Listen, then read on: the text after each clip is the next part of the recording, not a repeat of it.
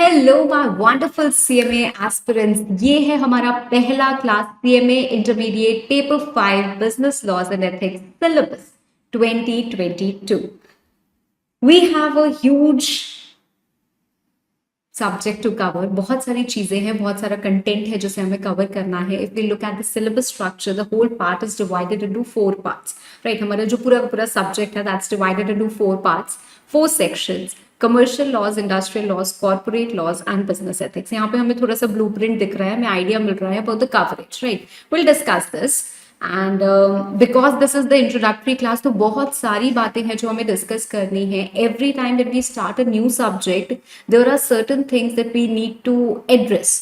वो क्या होती है कि how are we going to approach the subject, हमारा क्या विजन होगा, हमारा क्या प्लान होगा। ये विजन, मिशन स्टेटमेंट्स जो होती हैं, ये सब सिर्फ कहने वाली बातें नहीं होती, actually you need to assess कि हाँ ये सब्जेक्ट हमें कैसे प्रिपेयर करना है। So what is going to be our course of action, that is something which is needed, so we'll discuss that. But before that, कोई भी चीज शुरू करने से पहले, अब भगवान के नाम तो हमने ले ही लिए, ले लेना, but we have to set a target. हर कोई अपने हिसाब से टारगेट सेट कर सकता है, but as a mentor, as a teacher, I know आपका कैलिबर कितना भी हो सकता है किसी से कम हो सकता है किसी से ज्यादा हो, yet if we take a very liberal target as 70 plus, I believe all my students can work for it and achieve it.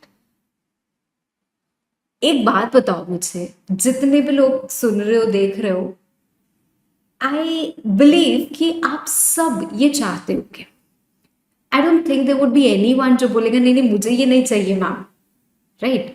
But you don't always get what you wish for. तो मतलब ma'am क्या चाहना छोड़ दे? नहीं, आई am very glad कि अगर आपकी चाहत ये सीएमए की जर्नी है, सीएमए का हर एक माइलस्टोन है, if this is what you are dedicated for, I am really really very glad. क्योंकि चाहते अपनी जिंदगी में इस पॉइंट ऑफ टाइम पे बहुत बहुत बहुत ज्यादा सोच समझ के लेके आनी है। वो बोलते हैं ना, अर्थ पे 70% पानी है, बट डूबना उसकी आंखों में ही है। तो वो एंगल नहीं लेके आना है राइट नाउ इन लाइफ। डूबना है तो सिर्फ और सिर्फ अपने सिलेबस में, अपनी पढ़ाई में, अपने एफर्ट्स में डूबना है। And as I said, you don't get what you wish for, you get what you work for. तो आज से एक प्रॉमिस मुझसे और अपने आप से करो that I am going to work for this subject, whatever subject you start taking. Of course कोई एक सब्जेक्ट आपको सक्सेस नहीं दिला सकता है, it has to be a combined effort of everything, है ना? तो बहुत सारी चीजें इन्वॉल्व होती हैं, but you must work for it. तो आज से ये हम दोनों का सफर शुरू हो रहा है on, it's going to be a long journey, right? क्योंकि बहुत बहुत बहुत सारा कंटेंट है, देखने में ऐसा लग रहा है बस एक पेज पे समराइज हो गया, बट ये सिर्फ समराइज हुआ है। So we have a lot of things to do and अच्छा खासा कवरेज है, कोई छोटा मोटा कोर्स नहीं है आपका। ये जो सीएमए इंटर लॉ वाला पेपर है, it's huge, right? So you have to study a lot, but you have to plan your studies in such a manner कि आपको बाद में जाके दिक्कत ना हो, ठीक है? चलो, सेक्शन ए कमर्शियल लॉज जिससे हम शुरू करने वाले हैं। So we have these 6 topics. Ideally ये पार्टनरशिप और एलएलपी का टोटल मिला के कवरेज हमको 5% ही दिया हुआ है। And then we have some industrial laws, then we have corporate laws. यहाँ पे लिखा हुआ है companies act 2013, but it's not so that you have to read the whole companies act. In fact यहाँ पे कोई भी एक्ट, कुछ एक्ट को छोड़ के आपको पूरी की पूरी नहीं पढ़नी है। कुछ एक्ट में क्या होता है, there are certain sections which are covered. So even in companies act you have the initial part, section 122, जहां तक आपका क्या होता है, कवरेज होती है। Then we have business ethics and emotional intelligence. Emotional intelligence also an interesting thing, right? आज the very first class that we are going to commence, or we will commence after we have our discussion, is going to be introduction to law and legal system in India. Usually जब भी मैं पहला class लेती हूँ तो मुझे I think around 35 या 40 minutes with very basics लग जाता है। बिकॉज जब भी आप लॉ जैसा एक सब्जेक्ट पढ़ो तो इट्स वेरी इंपॉर्टेंट कि कुछ तो पता हो यार लॉ के बारे में, कहाँ से आया, क्या आया, कैसे बना, मतलब थोड़ा सब चीजें जब पता होती है ना तो लगता है कि हाँ हम प्रोफेशनल पढ़ाई कर रहे हैं, थोड़ी अच्छी वाली फीलिंग आती है। दो चार नई चीजें आप सीखते हो तो किसी जूनियर वूनियर को बताने में, तुमको पता है ये, अरे मम्मी आपको पता था ये, तो एक अच्छी फीलिंग आती है, right. But luckily and I am very glad at this step institute ने कमाल का चैप्टर इंट्रोड्यूस किया है, introduction to law and legal system of India. पहले नहीं हुआ करता था, तो हमारा जो पुराना वाला सिलेबस है ना उसमें ये चीजें नहीं हुआ करती थी, तो एडिशनल थोड़ी सी नॉलेज देनी पड़ती थी, बच्चे को नॉलेज भी मिलती थी और वो नॉलेज लेके नंबर भी नहीं मिलते थे। तो आपके लिए अच्छी बात है कि आपको वो आइडिया मिलेगा, स्ट्रक्चर मिलेगा, नॉलेज मिलेगी और उस पर नंबर भी मिलेगा, है ना। 5%, 5% वेटेज है इस पर्टिकुलर चैप्टर की भी। बट एक प्रॉब्लम और एक ड्रॉबैक क्या है, if you look at the institutes material, तो ये नहीं है इंस्टीट्यूट का मटेरियल, ठीक है, वो आप देख सकते हो, बट आई वुड एडवाइज कि मत देखना। The students who are starting from you तो बिल्कुल भी मत देखना। व्हाई? बिकॉज चीज़ें क्या है इस तरीके से लिखी हैं कि सेल्फ स्टडी से तो आपको समझने में बहुत बहुत बहुत ज़्यादा एफर्ट लगेगा। आई थिंक टाइम भी बहुत ज़्यादा लग जाएगा, बिकॉज मैं पर्सनली बात करूँ तो मुझे इस चैप्टर को बनाने में भी बहुत टाइम लग गया, ठीक है, बिकॉज द थिंग्स आर हाफिज्ड, राइट। आपके आर्टिकल्स प्रॉपरली क्लासिफाइड नहीं है, नहीं लिखा हुआ है कहाँ पे क्या आ रहा है, किस पॉइंट में आ रहा है, भाई कौन सी राइट है। सिंपल चीज लिखी हुई है बट थोड़ी सी कॉम्प्लेक्स तरीके से लिखी हुई है, ठीक है। तो खैर हमने उसको टैबुलर फॉर्म में कर दिया है, थोड़ा सा अच्छे से कर दिया है ताकि पढ़ने में थोड़ा ईज लगे। ऐसे फर्स्ट चैप्टर इतना भारी सा और डिफिकल्ट सा लगेगा तो हम आगे कैसे बढ़ पाएंगे, हम डर जाएंगे, है ना। अब मैम जैसा आपने बोला इट्स अ ह्यूज सब्जेक्ट, तो हाउ शुड वी अप्रोच। देखो, okay, now I have certain things. If I talk about a subject like law, इसमें आपके 4 एस्पेक्ट्स होते हैं which are very important. Understanding, या जिसको हम बोलते हैं कॉम्प्रिहेंड करना, कॉम्प्रिहेंशन। सेकेंडली लर्निंग, लॉ को याद करना।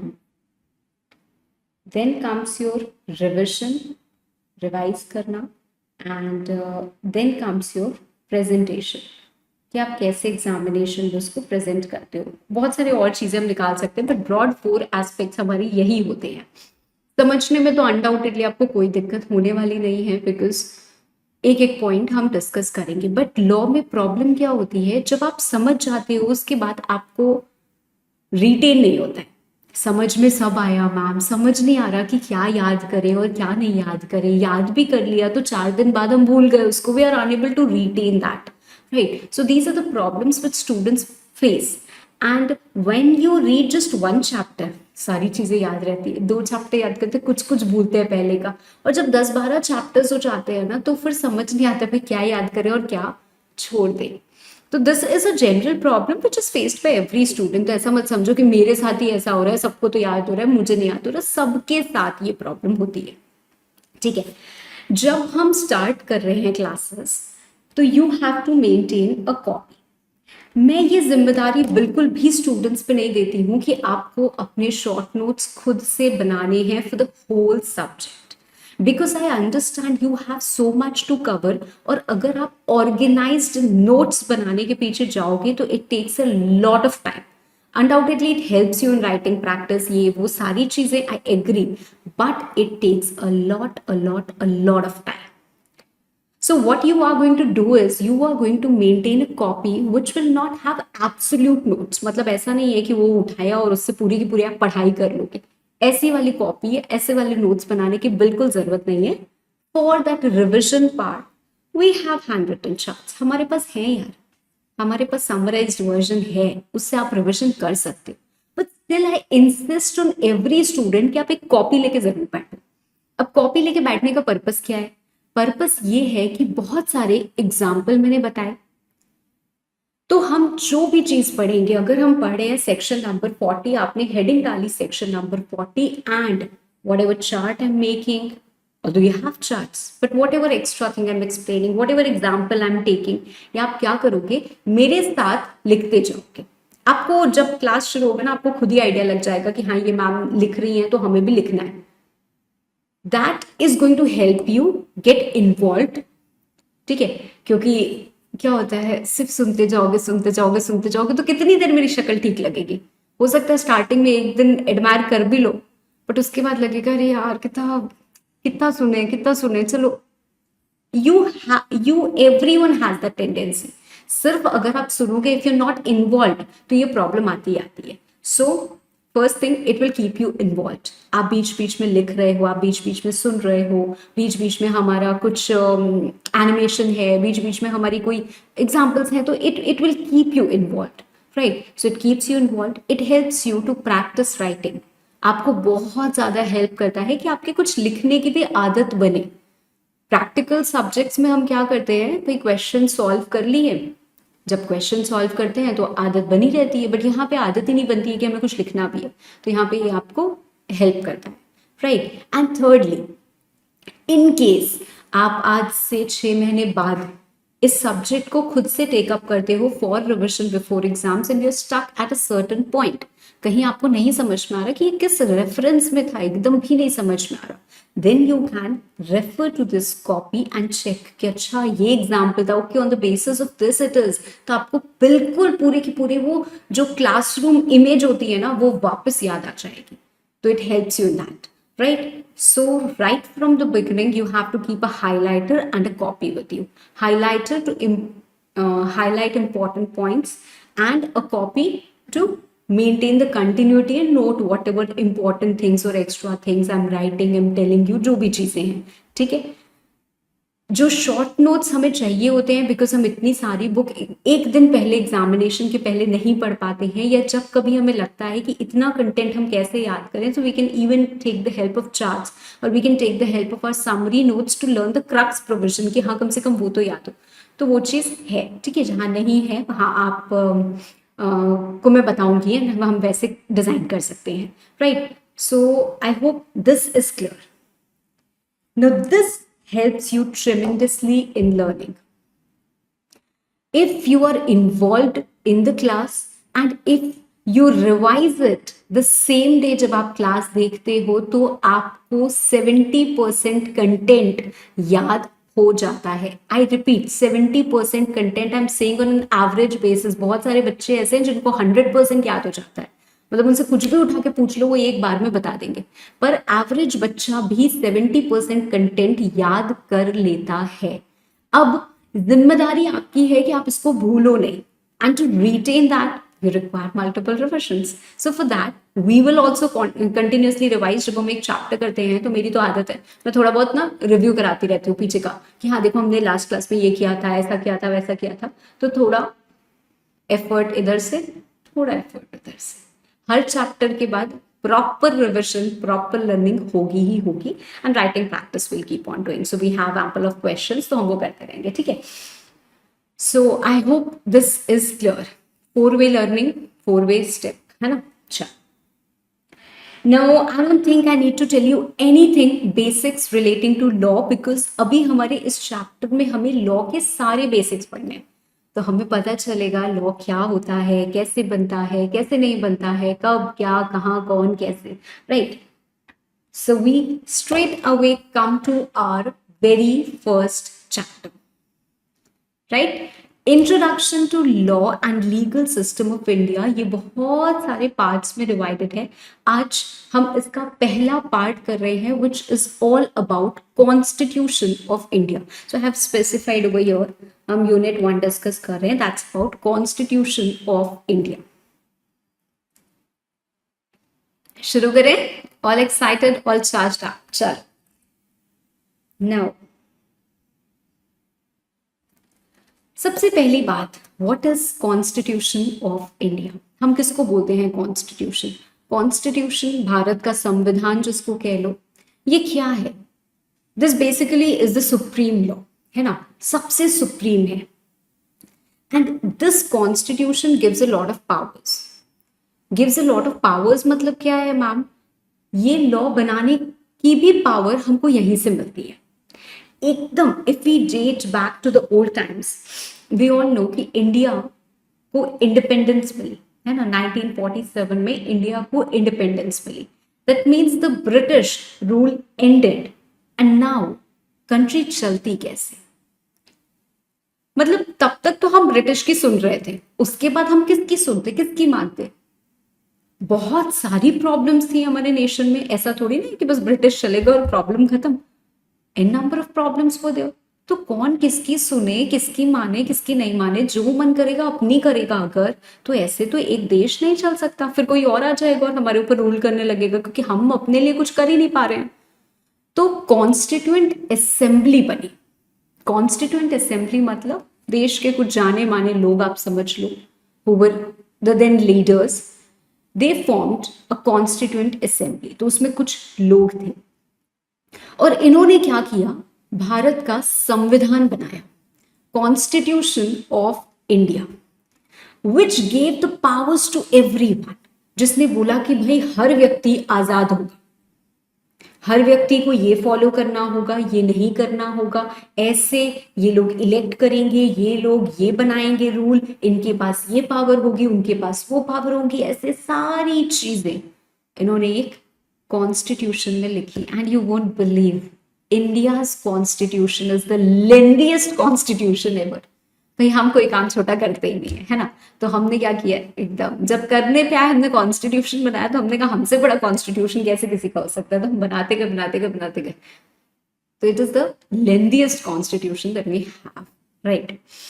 कॉन्स्टिट्यूशन को समझने के लिए कि क्या है इसमें, we don't have to read the whole constitution. भैया कॉन्स्टिट्यूशन में आपको आइडिया भी है कितने आर्टिकल्स हैं? जैसे एक्ट में हम सेक्शंस पढ़ते हैं, constitution is divided into articles. तो हमारे पास कॉन्स्टिट्यूशन अलग अलग पार्ट्स में है, पार्ट्स में अलग अलग आर्टिकल्स है, ठीक है? वो हमें पता है कि भाई एक्ट को भी ऐसे नहीं लिखा जाता है कि ऐसे एक पूरी बुक लिख दी और ऐसे, मतलब किसी को कुछ पढ़ना है तो उसको पूरी बुक A to Z पढ़नी पड़ेगी क्या? नहीं। तो इंडेक्स बनाना पड़ता है, तो इंडेक्स के लिए रेफरेंस चाहिए कि किस टॉपिक के बारे में किस पेज पे लिखा है ना? तो किस टॉपिक के बारे में उसको हम डिवाइड कर देते हैं, जैसे हम एक्ट में करते हैं ना कि सेक्शन वाइज कर देते हैं, और फिर ऑडिट से जुड़ी हुई सारी बातें चलो चैप्टर नंबर 10 में डाल दो, तो उसमें 10 सेक्शन हो गए। इस तरीके से हम डिवाइड करते हैं, है ना, चीजों को। तो वैसे ही हमारा कॉन्स्टिट्यूशन भी डिवाइडेड है into parts, and parts have articles, ठीक है? तो कॉन्स्टिट्यूशन में हमारे सेक्शन नहीं होता है, इसमें हमारे आर्टिकल्स होते हैं, ठीक है? बिकॉज ये कोई एक्ट नहीं है, ये संविधान है, कॉन्स्टिट्यूशन है, ठीक है? एज आई सेड, कॉन्स्टिट्यूशन को समझने के लिए the preamble is going to help us. Preamble क्या होता है? Preamble is like a user manual which tells us how to use constitution, when to use constitution, why use constitution. मतलब constitution अगर आप पढ़ने जा रहे हो तो उसमें आपको क्या मिलेगा, कैसे हेल्प करेगा, क्या करेगा, वो बताता है। प्रीएम्बल माय डियर, कभी भी अगर हम बात करें तो एक इंट्रोडक्टरी स्टेटमेंट होती है। ऐसा नहीं है कि हमारा प्रीएम्बल जैसी कोई चीज कॉन्स्टिट्यूशन में ही है, प्रीएम्बल हर एक्ट में है, हर एक्ट में प्रीएम्बल होता है। अभी एक्ट क्या होता है तो मैंने आपको बताया ही नहीं, और अभी मैं बताऊंगी भी नहीं। आज के क्लास में हम सबसे पहले पढ़ रहे हैं संविधान, कॉन्स्टिट्यूशन, और उसके बाद हम देखेंगे कि कॉन्स्टिट्यूशन में पावर है पार्लियामेंट को कि वो एक्ट बना सकते हैं, स्टेट लॉज, मतलब सब चीजें। तो पार्लियामेंट से सेंट्रल एक्ट्स बनती हैं, तो वैसे एक्ट बनती है, फिर एक्ट बनी है, और फिर हम एक्ट्स पढ़ेंगे धीरे धीरे कमर्शियल लॉज में, और राइट। बट फिलहाल प्रीएम्बल क्या होता है? It is just the introduction जो किसी भी एक्ट का या किसी भी कानून का, किसी भी चीज का ऑब्जेक्टिव बताता है कि क्यों ये बना है, इसमें क्या है। तो वो पढ़ के आपको इसका आइडिया लग जाता है कि इसमें क्या है। जैसे अगर नाम बहुत अजीब सा है, फैक्ट्री एक्ट, फैक्ट्रीज एक्ट, अब फैक्ट्रीज एक्ट बस नाम रख दिया, अब फैक्ट्रीज एक्ट में मतलब क्या है, तो लेबर्स के लिए है, किसके लिए है, तो उसका प्रीएम्बल पढ़ेंगे तो हमको आइडिया मिल जाएगा कि अच्छा अच्छा this act is all about this, right? वैसे कॉन्स्टिट्यूशन का अगर हम प्रीएम्बल पढ़ेंगे हमको कॉन्स्टिट्यूशन का आइडिया लग जाएगा, okay this is about that. तो भाई कॉन्स्टिट्यूशन का प्रीएम्बल पढ़ते हैं, ठीक है? अब प्रीएम्बल भी थोड़ा बोरिंग सा लगता है, बट हम इसका एक एक वर्ड जब एनालाइज कर लेंगे तो you will not find it boring anymore, ठीक है? क्या लिखा हुआ है?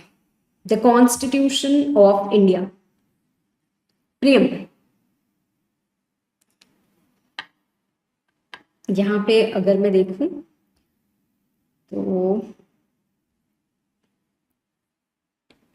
ये पढ़ने में मजा कम आएगा ना, so let's come over here only.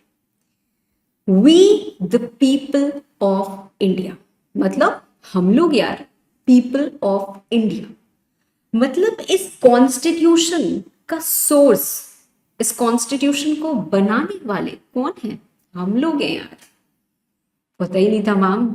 We the people of India have solemnly resolved to constitute India, मतलब हमने ये निर्णय लिया है, ठीक है, हमने, we are the source of this constitution India into, अब ये 5 वर्ड्स पढ़ना, sovereign, socialist, secular, democratic, public. Half of the student sovereign, socialist, secular ऐसा कुछ आता है तो लगता है कि यार ये तो सब एक ही जैसा है। सुनो, आज सोवरेन का मतलब होता है independent, and if you want open your copy the very first class और अब आप ये लिखोगे, ठीक है, तो आप हेडिंग क्या डालोगे? The heading will be constitution preamble, ठीक है, कॉन्स्टिट्यूशन प्रियम्बल, राइट। सो सबसे पहला आया हमारा we the people of India, which we believe कि हाँ, मतलब the constitution has been formed by the people only. अब मैम आपने तो बोला कि एक कॉन्स्टिट्यूएंट असेंबली बनी थी, so that is on behalf of people only, ठीक है, राइट। नाउ सबसे पहला टर्म जो मैंने आपको यहां पे कहा वो क्या कहा? सोवरेन। सोवरेन का मतलब होता है independent.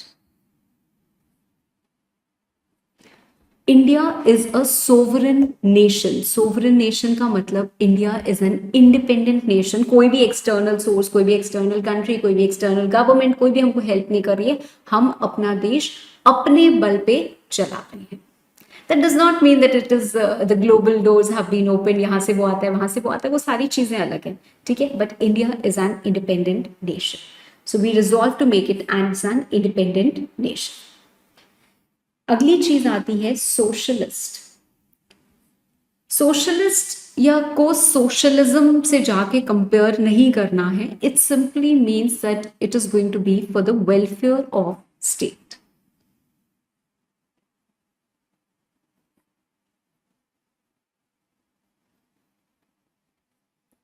Then comes your word secular. Secular का मतलब होता है ऑफ नो रिलीजन, ठीक है, ऑफ नो रिलीजन। अब आपके मन में आएगा, अरे मैम क्या बात कर रहे हो, इंडिया में तो भर भर के रिलीजन है ना, तो आप कैसे कह सकते हो कि ये सेक्युलर स्टेट है? We don't call India a secular state. Why? We of course call India as a secular state. Why? Because the state has no religion. मतलब मैम, मतलब हम ये नहीं बोल सकते कि इंडिया का कोई मजहब है, इंडिया का कोई रिलीजन है। The people of India are free to practise their religion, but India does not have any religion. Clear? अभी हम थोड़ा और आएंगे फंडामेंटल राइट्स पे, तो इस बारे में और डिस्कशन करेंगे, but right now I think this is clear, right. फिर हमारा अगला वर्ड क्या आता है? डेमोक्रेटिक। डेमोक्रेटिक, अगर हम डेमोक्रेटिक की बात करें ना, तो demo is all about people and cratic या cracy is all about the rule. तो डेमोक्रेटिक मतलब ruled by people, ruled by people. India is a democratic nation which is ruled by people. अरे काश ऐसा होता, अगर हम चला रहे होते तो हम ये लॉ एबॉलिश कर देते, ये कर देते, वो कर देते। भाई वो ही चला रहे हैं जिनको हमने बोला है चलाने को। हमारे पास एक होता है कि डायरेक्टली हम रूल कर रहे हैं और इनडायरेक्टली हम रूल कर रहे हैं, तो यहाँ पे हम इनडायरेक्ट रूल करते हैं because we are ruling through our representatives. So they are the people who are elected by us and we rule them. ठीक है, तो हम रूल करते हैं, right? I hope that's clear. And then we have another term which is republic. Republic. Republic मतलब of course as democratic only. अगर मैं पहले की बात करूं तो पहले क्या होता था, आपने मूवीज वगैरह में भी देखा होगा कि जैसे राजा होता है ना, तो जो राजा होता है उसको वैल्यू दी जाती है और उसके बाद राजा की सीट कौन ले लेता है, कोई भी प्रजा में से तो उठ के आके राजा की गद्दी पे बैठ नहीं जाता है, राजा की सीट कौन लेता है, उनका जो लीगल हेयर होता है, राइट, जिसको भी वो डिक्लेयर करते हैं वो गद्दी लेता है, right. But then republic is something else. Republic is like कि जो सुप्रीम पावर होगी वो लोगों के हाथ में होगी और उनके इलेक्टेड रिप्रेजेंटेटिव के हाथ में होगी. मतलब ऐसा नहीं है कि आप फॉलो कर सकते हो, मतलब जैसे ऐसा नहीं बोल सकते कि हाँ अगर मोदी जी हैं तो मोदी जी के बेटे आ जाएंगे, नहीं है वो बात अलग है, बट ऐसा हम नहीं बोल सकते हैं. We are going to elect. So that is what republic means. Republic is a form of government. I want you all to write it, बाद में नहीं तो बच्चों के मन में कंफ्यूजन आ जाता है. Form of government in which is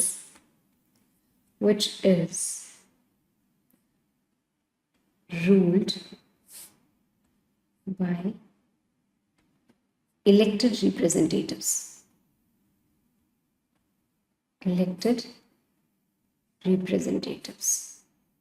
So that's how our nation is going to be. तो ये बात क्लियर हो गई. And to secure to all its citizens, हर सिटीजन को जस्टिस मिले. जस्टिस कैसी? Social, economic, political. लिबर्टी मिले. लिबर्टी कैसी? थॉट की, एक्सप्रेशन की, बिलीफ की, फेथ की, वर्शिप की. इक्वालिटी मिले. इक्वालिटी कैसी? स्टेटस की, अपॉर्चुनिटी की. And to promote among them all. ये मैं क्यों आपको बहुत ज़्यादा डिटेल में नहीं बता रही हूँ, इसलिए because the next that we are going to discuss is fundamental rights. और फंडामेंटल राइट्स में हम यही चीज़ें डिस्कस करेंगे इन डिटेल एक्चुअल में कॉन्स्टिट्यूशन में. So this is something that we have to discuss, right. And fraternity, कि हर एक इंडिविजुअल की डिग्निटी बरकरार रहे. ओके. ये प्रियम्बल कहाँ बना? इन our constituent assembly this 26th day of November 1949 do hereby adopt, enact and to give ourselves this constitution. ठीक है, आई hope this is clear. Ma'am, पहला क्वेश्चन, अभी तक हमने सिर्फ इतना पढ़ा है कि प्रियम्बल क्या है. क्या हमें अपने कॉन्स्टिट्यूशन का प्रियम्बल याद करना होगा? वेल, आई वुड से कि अगर आप याद कर लो तो it should be like a pride being a citizen of India. तो not just for your curriculum और कोर्स, मुझे लगता है हर इंसान को अपने कॉन्स्टिट्यूशन का प्रियम्बल तो थोड़ा याद होना चाहिए. ठीक है, तो कोशिश करिए कि आपको कुछ चीज़ें इसकी ज़रूर याद हो. रही बात एग्जाम की, एग्जाम में undoubtedly there can be a short note which can be asked to you, what is the preamble to constitution of India, और वहां पे लिखना पड़ेगा. और लिखना पड़ेगा, पूरा का पूरा लिखना पड़ेगा, एज इट इज लिखना पड़ेगा, क्योंकि यहाँ के ये जो टर्म्स हैं इनको आप अपने वर्ड्स में कभी भी रिप्लेस नहीं कर सकते. These are the key words which have to be reproduced as it is. ठीक है, तो आज का आपका होमवर्क यही है कि सबसे पहले मुझे प्रियम्बल याद कर लेना है. ठीक है, प्रियम्बल तो आते जाते लोगों को सुना, अरे पता है, जूनियर सीनियर किसी को भी सुना सकते हो कि प्रियम्बल है, because it is a general thing. इसमें सीएमए जैसा कुछ नहीं है. चल, so preamble discloses the source of constitution, कहां से आया, कमेंसमेंट कब हुआ, rights and freedoms, and declares the nature of government. तो हमारी गवर्नमेंट कैसी होगी वो भी हमने देख लिया कि हमारे पास डेमोक्रेटिक रिपब्लिक गवर्नमेंट होगी. ठीक है, अब एक छोटा सा यहाँ पे केस लॉ दिया हुआ है, ऑल्दो माय एडवाइस इज कि हाँ केस लॉ का यहाँ पे नाम याद करने की बहुत ज्यादा जरूरत नहीं है, बट फिर भी ये क्या है मैम. ये केस लॉ के पहले एक और केस लॉ था जो हमें पढ़ना भी नहीं और याद भी नहीं करना है, बट उसका रेफरेंस जरूरी है ताकि आपको समझ में आए. वो क्या था मैम? उसमें बोला गया कि प्रियम्बल कॉन्स्टिट्यूशन का हिस्सा नहीं है. मैम ये सब हम क्यों पढ़ रहे हैं, एकदम बोरिंग सा, अजीब सा लग रहा है, समझो मेरी बात. ये जो प्रियम्बल बना है आज तक एक ही बार अमेंड हुआ है, और अमेंड होके ये चार, अरे बाप रे मैम, प्रियम्बल में भी अमेंडमेंट, हाँ जैसे एक्ट में अमेंडमेंट आता है ना, लॉ पढ़ते उसके पहले नहीं अमेंडमेंट आ जाता है, वैसे ही प्रियम्बल में भी अमेंडमेंट, पर आज तक एक ही बार आया है। ये 4 वर्ड्स वगैरह ऐड हुए थे अमेंडमेंट में आके, ठीक है। क्या प्रियम्बल को अमेंड किया जा सकता है? इसी पे तो केस लॉ निकला। पहला केस लॉ आया जिन्होंने बोला कि अमेंड नहीं किया जा सकता है। क्यों? क्योंकि कॉन्स्टिट्यूशन में एक आर्टिकल है जो देता है power to amend, power to amend, power to amend constitution. तो कॉन्स्टिट्यूशन को अमेंड करने की पावर देता है, प्रियम्बल को अमेंड करने की थोड़ा ना देता है। ये बोला गया, राइट, ये बोला गया। पर उसके बाद एक और केस लॉ आया जो है Kesavananda Bharati versus state of Kerala, और इसमें सुप्रीम कोर्ट ने ये कंक्लूड किया कि प्रियम्बल कॉन्स्टिट्यूशन का हिस्सा है, क्योंकि जैसे कॉन्स्टिट्यूशन आया है वैसे ही उसका प्रियम्बल आया है, in the same way they have been enacted, it is of extreme importance.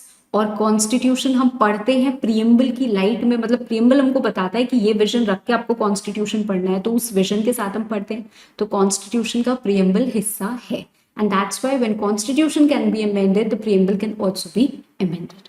ठीक है, अभी तक क्या क्या हमने पढ़ा है?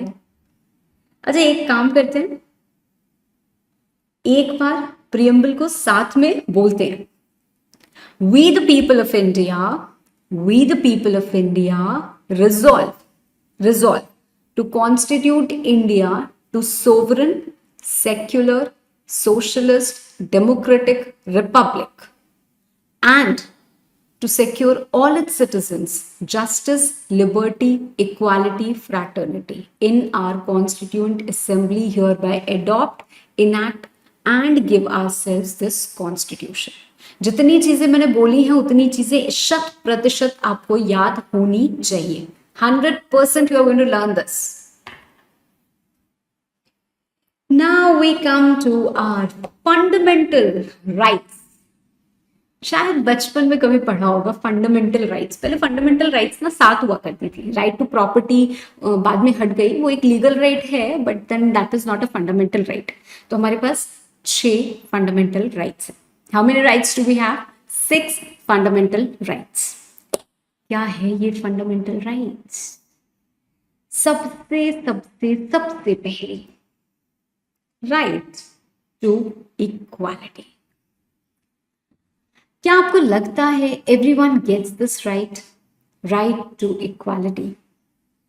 हमारे India, it's a beautiful nation. See कितने सारे रिलीजन्स हम प्रैक्टिस करते हैं, ये अभी हमने बात पहले भी की। So we have ample of religions that we practise. कोई कहीं कुछ कर रहा है, कोई कहीं कुछ कर रहा है, the people are free to practise that, है ना। कोई रोकता थोड़ी ना कि मंदिर नहीं जाओ या मस्जिद नहीं जाओ या फिर आप गुरुद्वारे नहीं जाओ, ऐसा कोई भी नहीं रोकता है।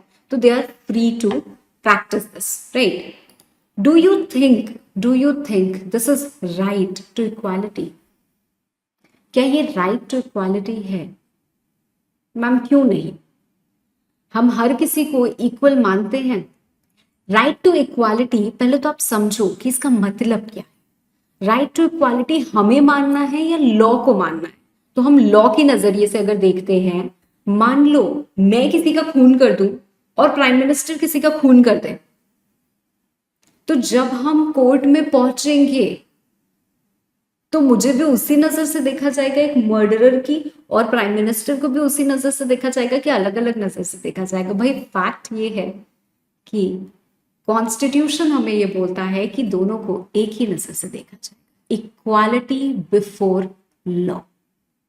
We all are going to be equal in the eyes of law. इसीलिए कानून की आंखों पे पट्टी बंधी रहती है। बहुत जगह आप देखोगे, क्यों? क्योंकि वो ये नहीं देखते कि उनके सामने कौन है। ऐसा नहीं कि कानून अंधा होता है जैसा मूवीज में देखते हैं, but reality is they do not look who is in front of them. It doesn't matter कि हमारे सामने कौन है, ऐसा ही होना चाहिए। अब होता क्या है वो अलग बात है। होता क्या है थोड़ा सा वो भी समझते हैं, इसके बाद देखना। कई बार this is what happens in real life also. What do you think just happened? Racism. Black, white. हमने पता नहीं कितनी मूवीज देखी हैं जिसमें आपको ये प्रॉब्लम दिखेगी. There is a movie, in fact अभी मैं आर्टिकल 15 आपको पढ़ाऊंगी, एक आयुष्मान खुराना की मूवी है आर्टिकल 15. उसमें इट्स अ ब्यूटिफुल सीन. ये कौन है? अच्छा, मैं दलित हूँ साहब. मैं कौन हूँ? मैं ब्राह्मण हूँ. मतलब there is a clear cut classification on the basis of caste, जहां पे लोगों को एक्सप्लॉइट किया जा रहा है. यहाँ पे देखो आप, आपने सर शायद सुना होगा ब्राह्मण, शूद्र, क्षत्रिय, दलित, ये सब सुने होंगे चीजें, किसी जमाने में सुनी होंगी. आज के टाइम में भी हम किसी को बैकवर्ड क्लास बोल देते हैं, या ये बोल देते हैं या वो बोल देते हैं. बहुत सारी मूवीज में बहुत सारी चीजें पोर्ट्रे भी की गई है, डिस्कस भी की गई है. यहाँ पे क्या हो रहा है? The Dalits are being stopped. आप यहां नहीं आ सकते, आप टेम्पल्स में एंटर नहीं कर सकते. In fact article 15 shows that they are not allowed to enter the temple. क्यों? क्यों टेम्पल में नहीं आ सकते? Temple is a public place. आपका प्राइवेट घर तो नहीं है कि आप किसी को मना कर रहे हो. तो उनका हक नहीं होना चाहिए क्या? बिल्कुल होना चाहिए मैम. किसी को हमने राजा का नाम दे दिया, राजा बना दिया, तो प्रजा को उसके आगे झुकना मैंडेटरी. क्यों झुके हम किसी के आगे? राइट. आजकल तो भाई जमाना ही अलग है, तो हम झुकते ही नहीं है किसी के भी आगे, है ना. So we have ample of problems even when we say right to equality. But right to equality का मतलब ये होता है कि किसी को भी लॉ के सामने इक्वल ट्रीटमेंट डिनाई नहीं किया जाएगा. Every person will have equal protection of law within the territory of India. Any type of prohibition or discrimination on grounds of religion, race, caste, sex or place of birth नहीं होगा.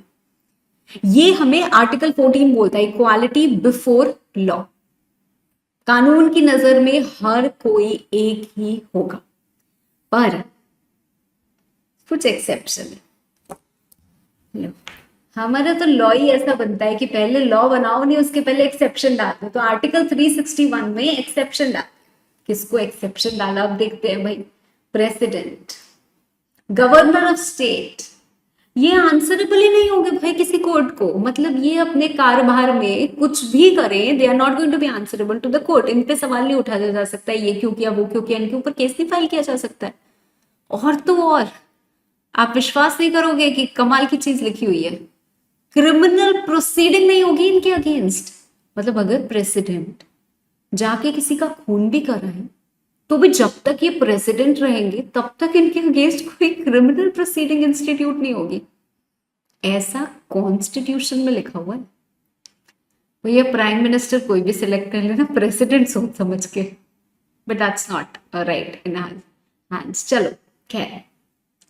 सो no civil proceeding, no criminal proceeding shall be instituted against him. कौन? President और the governor of state. ऐसा नहीं है MP MLA को भी कुछ कुछ प्रोटेक्शन मिलता है, बट फिलहाल हमारे लिए इतनी चीजें हमें पढ़नी है. तो article 361 of the constitution permits the following exception. ठीक है. ये एग्जामिनेशन में आपका शॉर्ट क्वेश्चन की तरह या ऑब्जेक्टिव क्वेश्चन की तरह पूछने के बहुत हाई चांसेस है. That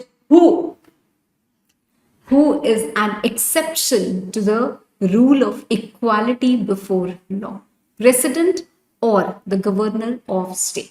We fill in the blanks. आपका objective, MCQ किसी भी तरीके से पूछने के बहुत हाई चांसेस हैं. फाइन. तो इक्वालिटी बिफोर लॉ का मतलब हमने क्या किया कि स्टेट मतलब क्या होता है? The government, the people, not exactly the people, the government or maybe police, maybe court, everything. State, जैसे हम बोलते हैं ना, जैसे कोई केस भी होता है तो we say Shivangi Agarwal versus state of Maharashtra में भी. That means the government is fighting against me क्योंकि मैंने कोई ऐसा ऑफेंस किया है जो गुनाह है और मेरे अगेंस्ट केस चल रहा है. So state shall not deny to any person equality before law या फिर इक्वल प्रोटेक्शन ऑफ लॉस. ठीक है. तो यहां पे मैंने दो चीज बोली.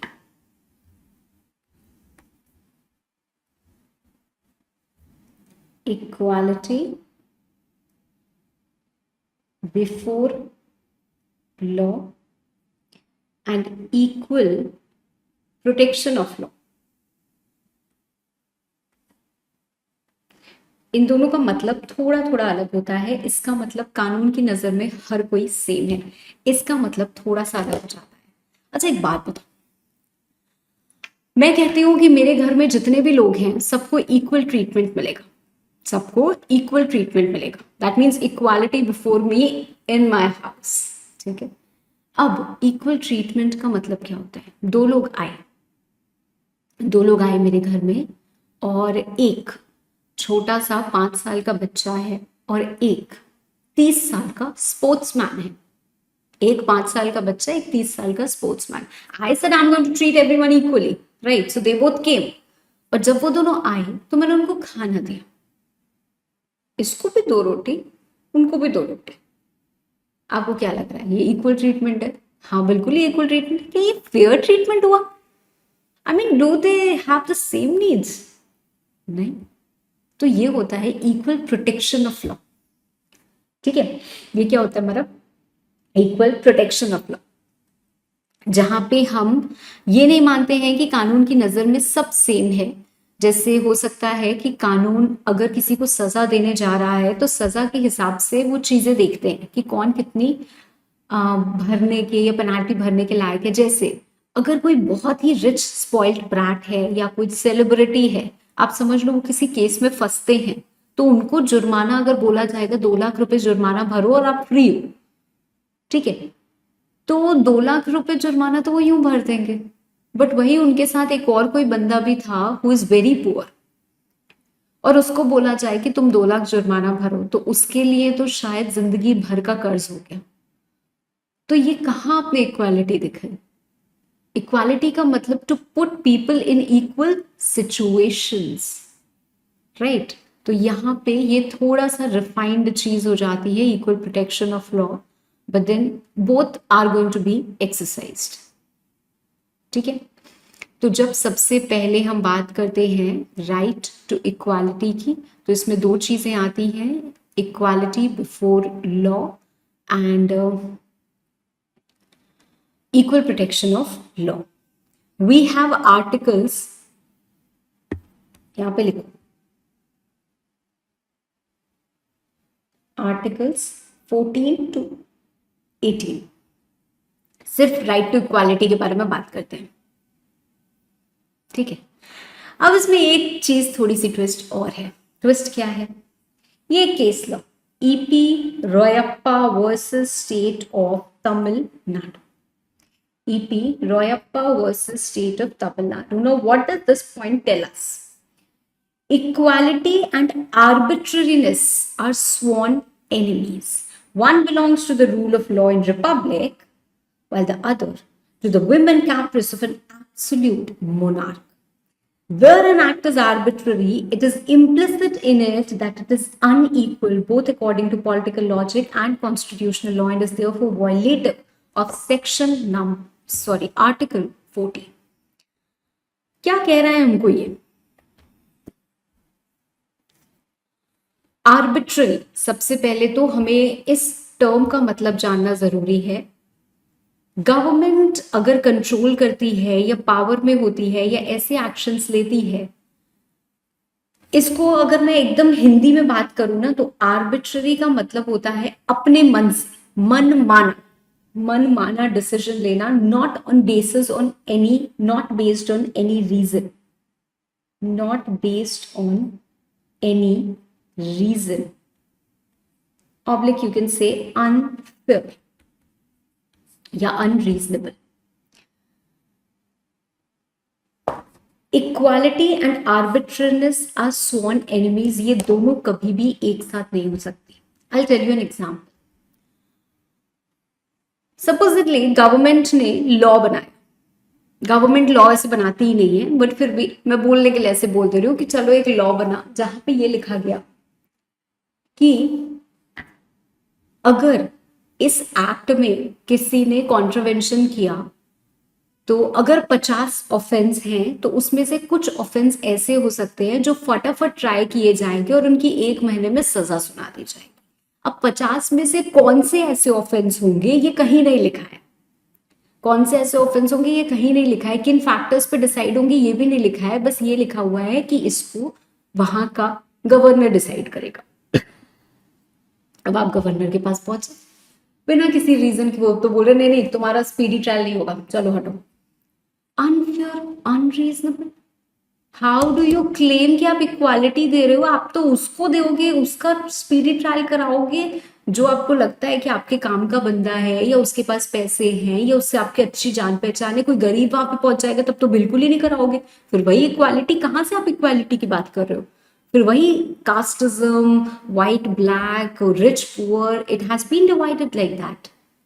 सो कहीं पे भी अगर एक्ट आर्बिट्ररी है, मतलब अनरीजनेबल, अनफेयर है, तो ये मान लेते हैं कि अनइक्वल ट्रीटमेंट हो रहा है यार। पॉलिटिकल लॉजिक, कॉन्स्टिट्यूशनल लॉ, सब कहीं पे भी कोई भी चीज is not working and it is violation of article 14। तो पहली चीज, आर्टिकल 14 ये कहता है कि हर किसी को इक्वल ट्रीटमेंट मिलेगा बिफोर लॉ। इंडिया के अंदर no one is going to be prohibited on the grounds of religion, race, caste, sex or place of birth. दूसरी बात ये आई कि अगर आर्बिट्ररी नेचर का कोई भी काम होगा तो उसको हम सीधे सीधे आर्टिकल 14 का वायलेशन कर लेंगे। वहां पे कोई लॉजिक नहीं लगेगी कि ऐसा है वैसा है, आर्बिट्ररी नेचर का हो रहा है मतलब हम उसको मान लेंगे कि वो अनइक्वल हो रहा है। ये डिसाइड हुआ था EP Royappa versus state of Tamil Nadu में। इक्वालिटी बिफोर लॉ के कुछ एक्सेप्शंस हैं कि प्रेसिडेंट और गवर्नर ऑफ स्टेट किसी को आंसरेबल नहीं होंगे, उनके अगेंस्ट कोई भी सिविल या क्रिमिनल प्रोसीडिंग नहीं चलेगी। इतनी बात क्लियर है? I think we are good to move forward now.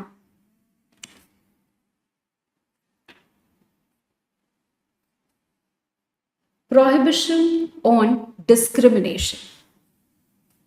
And just a second. Now, article 14 को ध्यान में रखते हुए प्रोहिबिट करता है कि किसी भी तरीके का discrimination on the basis of religion, on the basis of race, on the basis of caste, sex, place of birth और एनी ऑफ देम नहीं होगा, नहीं होगा।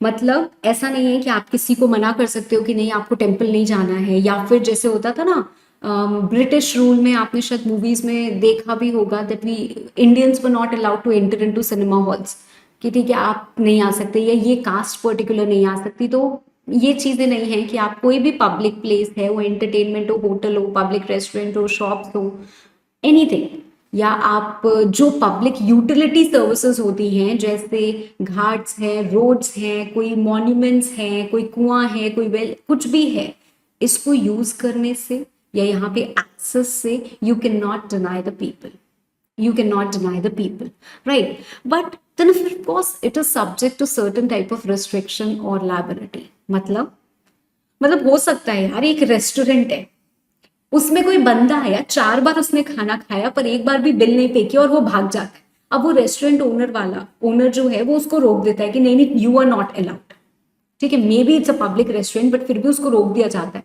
तो यार उसको रोका ही जाएगा क्योंकि वो गलत काम कर रहा है। तो दैट इज समथिंग डिफरेंट, हर चीज को मिक्स नहीं करना है, ये जनरल राइट्स हैं which have been conferred. Now there are certain exceptions to this. Exceptions क्या है? इक्वालिटी होती है मैम, तो जो दिल्ली में मेट्रो चलती है उसमें पहला कोच वुमेन के लिए क्यों रिजर्व है? नहीं होना चाहिए। Equal treatment, not on the basis of sex. क्यों हम अलग अलग कर रहे हैं कि मेल को ऐसा ट्रीटमेंट, फीमेल को, हमें भी वहां पे जाना है। तो गवर्नमेंट के पास हक है कि आप वुमेन और चिल्ड्रन के लिए प्रोविजन बना सकते हो। मैम कहाँ है ये एकदम बेचारी प्रजाति मेल वाली? नहीं है ऐसा, ठीक है, कॉन्स्टिट्यूशन में भी नहीं लिखा है कि आपके लिए कोई स्पेशल प्रोविजन बनना चाहिए। खैर, state has the power, so this is an exception कि अगर कोई वो स्पेशल प्रोविजन बनाना चाहे बच्चों के लिए, वुमेन के लिए, तो वो बना सकते हैं। Likewise they can also make special provisions for scheduled caste और शेड्यूल्ड ट्राइब्स। हमने एक और मूवी विटनेस की हुई है, आरक्षण, ठीक है, और इंडिया में तो भाई चलता ही रहता है हमेशा रिजर्वेशन का बवाल। कभी कभी कुछ जनरल कैटेगरी के लोगों को ऐसा लगता है कि आई एम नॉट डिबेटिंग, ठीक है, मैं अपना व्यू पॉइंट यहाँ पे रख ही नहीं रही हूँ, आप मेरे से मेरा व्यू पॉइंट नहीं पढ़ना, मेरा जो फर्ज है या जो ड्यूटी है वो एक इंडिपेंडेंट पर्सपेक्टिव आपको प्रोवाइड करना है। आपकी सोच कैसे डेवलप होती है वो आप पे डिपेंड करता है, ठीक है। तो मैं यहाँ पे बोल दूंगी नहीं आरक्षण नहीं होना चाहिए, तो अब मेरा उसमें कोई बच्चा होगा तो बोलेगा मैम आप क्यों ऐसे बोल रहे हो, हम लोगों ने इतने स्ट्रगल सहे हैं, फिर मैं बोलूंगी कि नहीं होना चाहिए, तो फिर वो बच्चा बोलेगा कि मैम आप कैसे बोल रहे हो। तो of course I have my opinions independent of what I am teaching, ठीक है, तो वो अलग चीज है और उसको हम यहाँ पे मिक्स नहीं कर रहे हैं। तो what ever I am saying is purely your studies, ठीक है। तो उस गवर्नमेंट के पास अधिकार है, जहां पे भी स्टेट लिखा है वहां पे गवर्नमेंट है, स्टेट का मतलब क्या है, गवर्नमेंट, ठीक है। तो गवर्नमेंट के पास क्या हक है कि गवर्नमेंट आप स्पेशल प्रोविजन बना सकते हो, जैसे बहुत सारी जगह होता है आरक्षण रिजर्वेशन होता है कि इतना कोटा इस कैटेगरी के लिए रिजर्व है एजुकेशनल इंस्टीट्यूशंस में, क्योंकि नहीं मिलता था, भाई हिस्ट्री अलग है, आज के टाइम में चीजें बदल गई हैं, तो the things should also change, maybe some things get इमेंटेड, बट फिलहाल यही है, ठीक है, क्लियर। नाउ आर्टिकल 16 बोलता है equal opportunity in employment. Employment में भी क्या होता है, बहुत जगह I have literally seen officers कि भाई हम तो मारवाड़ी हैं, हम तो मारवाड़ी बंदे ही रखेंगे, हम तो सिंधी हैं, हम तो सिंधी लोगों को ही रखेंगे और किसी पे हमको भरोसा नहीं है। Why? I mean when we are talking about public employment, हाँ ठीक है, आपकी प्राइवेट कंपनी आपने खोली है तो आपके पास हक है, अगर आप ऐसा नहीं करते हो तो आपके ऊपर आके कोई केस नहीं कर देगा, आपकी मर्जी, आपको 4 लोग रखना है, आपको जिसको रखना है आप रखो। But when we are talking about opportunity in public employment, तो वहां पे इन ग्राउंड्स पे डिस्क्रिमिनेशन नहीं होगा, हर एक को इक्वल अपॉर्चुनिटी मिलेगी, मेल हो फीमेल हो, हिंदू हो मुस्लिम हो गोरा हो काला हो, एनीवन, राइट, किस प्लेस ऑफ बर्थ का है, मतलब आपका जम्मू का हो या फिर आपका कर्नाटका का हो, कहीं का भी, it is not going to divide anyone, right. But again exceptions, exception, parliament चाहे तो लॉ बना सकते हैं कि गवर्नमेंट ऑफिस में कोई आएगा इसी रेसिडेंस का। कई बार ऐसा होता है ना कि यहाँ पे हमें इस गवर्नर की पोजीशन पे कोई, सॉरी, इस पर्टिकुलर पोजीशन पे किसी को लेके आना है, तो हमको ये यूपी का ही कोई चाहिए, उस डोमिसाइल के लिए ही वो रिजर्व्ड है, तो दे कैन मेक, राइट। आप बैकवर्ड क्लास के अपॉइंटमेंट के लिए बना सकते हो, आप बैकवर्ड क्लास के वो प्रमोशन के लिए बना सकते हो कि उनको इतने परसेंट का उनको तो प्रमोशन मिलेगा ही मिलेगा, तो उसके लिए लॉ बन सकता है, ये एक्सेप्शंस है, ठीक है। लॉ में also provide that in an office connected with affairs of religious institution, कई बार ऐसा होता है कि रिलीजियस इंस्टीट्यूशन का कोई ऑफिस है तो वहां पे वो पर्टिकुलर रिलीजन का ही बंदा आएगा, वो कोई और रिलीजन का, मतलब मान लो अगर हिंदू रिलीजियस इंस्टीट्यूशन है तो वहां पे मुस्लिम का बंदा नहीं आएगा, तो वहां पे वो ये जाके कंप्लेन नहीं कर सकते हैं कि हमें अलाउ नहीं कर रहे, that law can be made by the state, okay. So these are again the exceptions, और हम ये बात कर रहे हैं पब्लिक एम्प्लॉयमेंट में, we are not talking about in private employment, okay, we are talking about in public employment, okay. Then we have abolition of titles, abolition of titles, ये क्या होता है मैम? टाइटल्स क्या होते हैं? सुना है कभी ऐसे, जैसे किसी को बोलते हैं ना राजा, राजा साहेब, राज बहादुर, ऐसा करके कुछ सुना है ना? Imagine if we continue to give this type of titles, मतलब आज के टाइम में भी अगर कुछ एग्जिस्ट करते हैं, महारानी, महारानी शिवांगी देवी आपका स्वागत है, अब जब आप कहीं जाओ, आपने अपना आधार कार्ड दिखाया और उस आधार कार्ड पे लिखा है महारानी शिवांगी देवी, अरे लोग वहां पे खड़े हो जाएंगे, पता नहीं कहाँ की महारानी आई है, नाम से you are creating that distinction, maybe you are discriminating for the good और फॉर द बैड, राइट। तो ये गलत है कि नहीं है? अलाउड ही नहीं है। Abolition of titles, no such titles can be conferred. अब आप ऐसे बुला लो किसी को महारानी तो आके गवर्नमेंट आपको जेल के अंदर नहीं डाल देंगे, but then that is something which can not be conferred. अब यहाँ पहली चीज क्या लिखी हुई है, नॉट बीइंग अ मिलिट्री और एकेडमिक डिस्टिंक्शन, इसका मतलब क्या है? भाई कल को सीएमए बन जाएंगे तो क्या आगे सीएमए नहीं लगाएंगे? अरे मैम, उसी के लिए तो सारी मेहनत कर रहे हैं, बिल्कुल लगाएंगे। कोई डॉक्टर बनता है, कोई सीए बनता है तो आगे क्या प्रीफिक्स नहीं लगाता? बिल्कुल लगाते। लाइकवाइज मिलिट्री में कोई होता है, कोई मेजर, कोई कैप्टन, कोई जनरल, बड़े टाइटल दिए जा रहे हैं इनको। तो एक बात बताओ मुझे, दुनिया में किसी सीएमए, किसी सीए, किसी डॉक्टर के आधार कार्ड पे देखा है लिखा हो ऐसे? आई विश मेरे आधार कार्ड पे लिखा तो सीए शिवांगी अग्रवाल, लिखा है क्या? किसी के पैसे लिखा है कैप्टन रॉकी सिंह ऐसे करके? कुछ नहीं, नहीं है। Although these titles can be conferred, फिर भी नहीं लिखा रहता, ठीक है? तो वो ऐसे अलाउड नहीं होता है, ठीक है? बट ऑफकोर्स मिलिट्री और एकेडमिक डिस्ट्रीब्यूशन का जो टाइटल होता है वो आपको मिल सकता है, बट जैसे मैंने आपको बोला राजा साहेब, महारानी और ये सब, ठीक है? एग्जाम्पल राजा, महारानी, राज बहादुर, ठीक है? इस टाइप के टाइटल्स क्या करने हैं? नहीं देने हैं। अब इंडिया में तो हमने मना कर दिया कि नहीं देंगे। हम इंडिया के बाहर गए, वहां पे हमको टाइटल दे दिया गया महारानी, और हम आने गए और हमने वहां का टाइटल एक्सेप्ट कर लिया। आप you can not even accept any title from some foreign state, okay? You can not accept any title from some foreign state. अगर आप इंडिया के सिटीजन नहीं भी हो, अगर आप इंडिया के सिटीजन नहीं भी हो, और फिर भी अगर आप इंडिया के सिटीजन हो तब तो आप एक्सेप्ट नहीं कर सकते। अगर आप इंडिया के सिटीजन नहीं भी हो पर आप इंडिया के किसी गवर्नमेंट ऑफिस में काम कर रहे हो, you hold any office of profit और ट्रस्ट अंडर द स्टेट, मतलब गवर्नमेंट के किसी भी ऑफिस में हो, कोई भी पोजीशन पे हो, तो आप बिना प्रेसिडेंट की कंसेंट के फॉरेन स्टेट से भी टाइटल नहीं ले सकते। And no matter you are citizen, you are not citizen, कुछ भी हो, आप कैसा भी वो होल्ड कर रहे हो, तो you can not even accept any present emolument or office of any kind from or under any foreign state. तो ये तो खैर एक तरीके से हमारा फॉरेन कंट्रीब्यूशन हो जाता है, for which we have a separate act called as FCRA, तो हमारे पास वो भी है, तो वो भी हमको प्रोहिबिट करती है, बट बेसिक आर्टिकल 18 में भी एबॉलिश किया गया है, एबॉलिश किया गया है, राइट? अब बच्चों के मन में एक सवाल और आता है, मैम वो जो पद्म भूषण, पद्मश्री, ये सब अवार्ड्स मिलते हैं तो ऐसे वो भी तो टाइटल कन्फर करने वाली बातें होती हैं, so they are not title. जो भी नेशनल अवार्ड्स हमारे होते हैं they are not titles and hence they do not violate your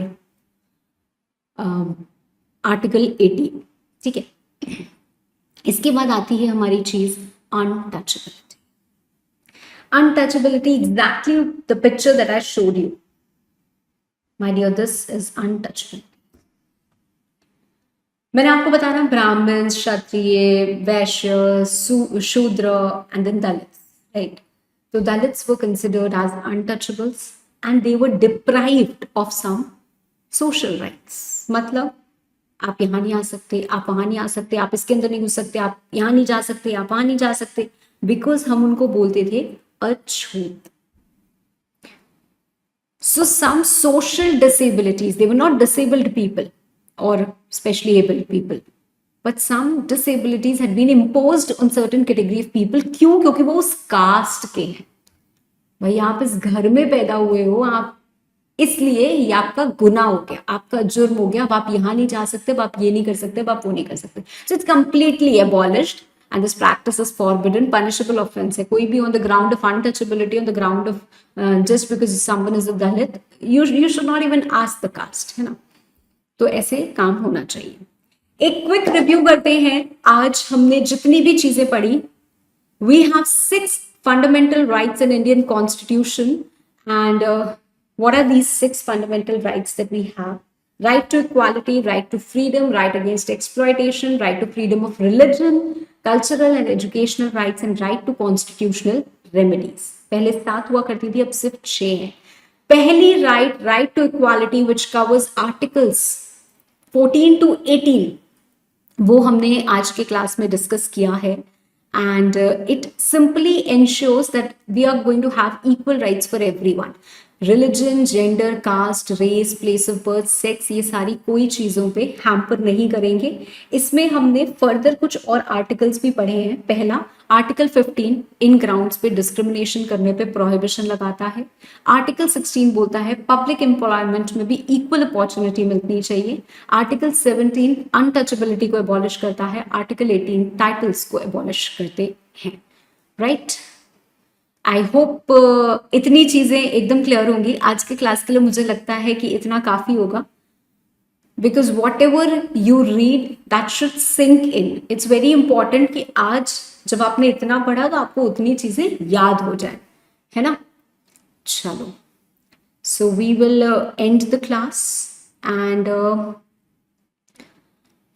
I hope सब अच्छे से इसको रिवाइज कर लेंगे and once you revise it you will be able to recall it. अभी भी आंख बंद करके कोशिश करके देखना कितना याद रहता है। चलो, thank you everyone, take care, bye bye.